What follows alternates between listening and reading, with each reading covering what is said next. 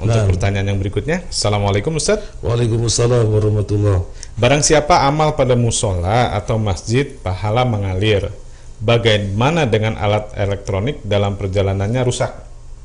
Dari 0858 sekian.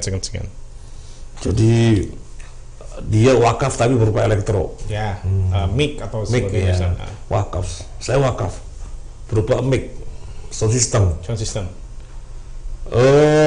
Kemudian merusak. Ya.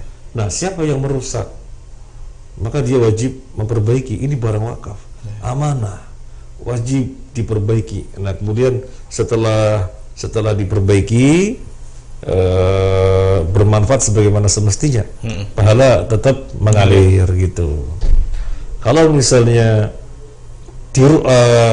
orang-orang ceroboh kemudian merusak, tapi dia nggak mau ganti. Kalau dia kan mau ganti, kalau dia mau mengganti, memperbaiki sehingga bermanfaat sebagaimana semula, manfaat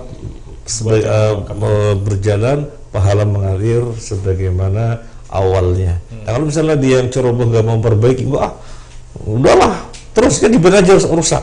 Apa kemudian pahalanya terputus? Apa kemudian pahalanya terputus? Dia menaruh barang sound system dan yang lainnya diwakafkan itu agar bermanfaat.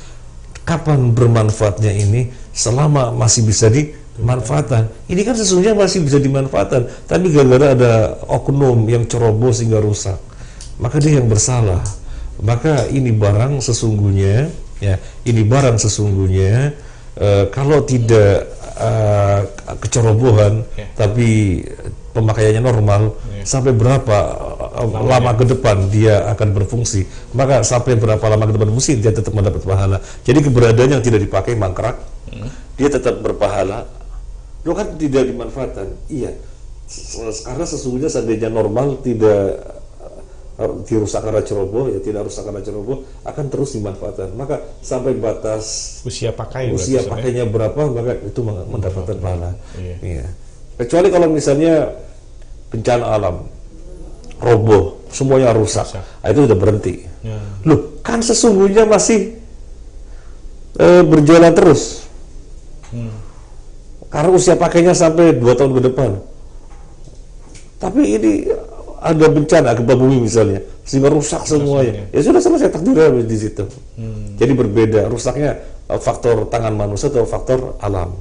Kalau tangan manusia ya tadi rinciannya. Kalau faktor alam ya mutlak sudah berhenti. Nah, sama seperti ini. Jawaban dari Syekh Utsaimin tentang masjid yang pembangunannya dengan wakaf. Suatu ketika warga pengen masjidnya direnov, lantainya diganti, kemudian jendelanya diganti, dan yang lain diganti, biar bagus, diperluas juga. Apakah kemudian pahala yang mewakafan yang pertama menjadi terhenti, hilang karena sudah diganti dengan yang baru karena direnovnya hampir total atau total gitu ya? Jawabannya adalah pahala tetap mengalir sampai dengan kadar barang tersebut masih ada dan dimanfaatkan. Lo kan wujudnya sudah diganti, wujudnya sudah diganti, tetapi Allah Maha tahu barang-barang di wakafan itu berumurnya sampai berapa lama. Maka sampai berapa lama itulah pahala wakaf mengalir gitu. Pahala wakaf mengalir. Kemudian orang yang baru masuk ya dia dapat pahala tersendiri atas wakaf yang dia masukkan. Jadi semuanya berpahala.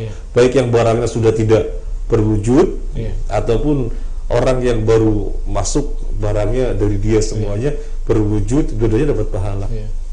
Meskipun dari orang yang pertama tidak ada barangnya, tapi tetap berpahala.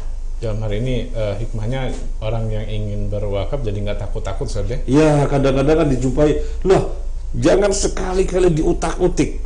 Itu wakaf saya. Sering kali kayak gitu.